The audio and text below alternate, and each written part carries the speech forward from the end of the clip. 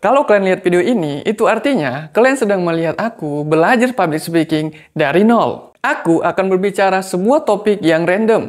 Bisa dari sebuah benda, dari sebuah hal, atau dari sebuah peristiwa. Aku akan berbicara tentang topik tersebut selama 5 menit, tanpa dijeda dan tanpa diedit. Hai, aku Malima Sukri, 28 tahun. Ayo kita mulai. Rumah. Nah, pada topik yang pertama ini kita akan membahas tentang rumah. Rumah yang pertama adalah rumah sebagai bangunan. Rumah yang kita tempati saat ini dan juga rumah yang kita tinggali saat ini adalah sebuah bangunan. Dia merupakan bentuk fisik, material, dan juga benda. Di mana dia memiliki tiang, memiliki lantai, memiliki atap, dan juga memiliki pintu. Dan pastinya juga jendela. Rumah ini dibuat dengan berbagai macam bahan-bahan. Mulai dari bahan yang paling alami dari alam, seperti dari kayu, dari bebatuan, ada juga yang menggunakan bahan-bahan industrial seperti semen, besi, dan juga bahan-bahan lainnya. Nah, rumah sebagai bangunan ini akan menjadi kokoh tergantung dengan harganya, harga pembangunannya. Itu akan menentukan kualitas dari rumah itu sendiri.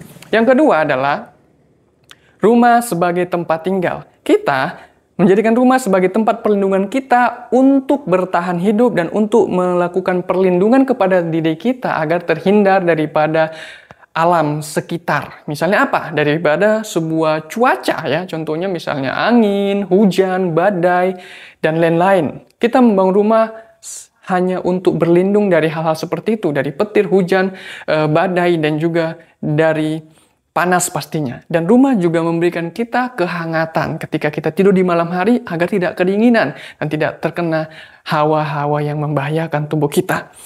Yang ketiga adalah rumah sebagai tempat berkumpul. Rumah adalah tempat di mana kita dibesarkan mulai dari kecil sampai besar bersama dengan orang tua kita atau dengan orang-orang yang kita sayangi. Mungkin ada sebagian dari kita yang tinggal tidak bersama dengan keluarga kita, tapi dengan orang lain atau dari orang yang jauh dari kita. Tapi pada nyatanya, selama kita tinggal di rumah tersebut, kita pastinya akan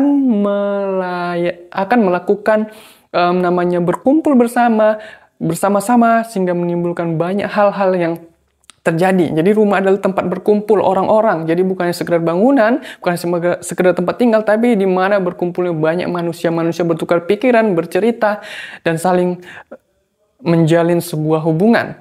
Nah, yang keempat adalah rumah sebagai tempat pulang. Nah, banyak dari kita umumnya ketika itu beranjak dewasa, ketika dari kecil dari sampai SMA atau sampai akhir sekolah kan kita biasanya tinggal di rumah. Tapi kita nanti kuliah atau pergi bekerja, biasanya orang-orang itu khususnya laki-laki pada umumnya akan merantau, pergi ke kota orang, ke desa orang, ke tempat yang jauh, dan rumah adalah tempat pulang ternyaman ketika orang-orang tersebut setelah merantau. Jadi rumah itu adalah tempat kembali yang sangat nyaman, di mana kita kembali ke rumah untuk mendapatkan kenyamanan. Karena dimanapun kita berada, senyaman apapun tempat, semewah apapun rumah orang lain, tetap rumah kita adalah yang terbaik untuk pulang.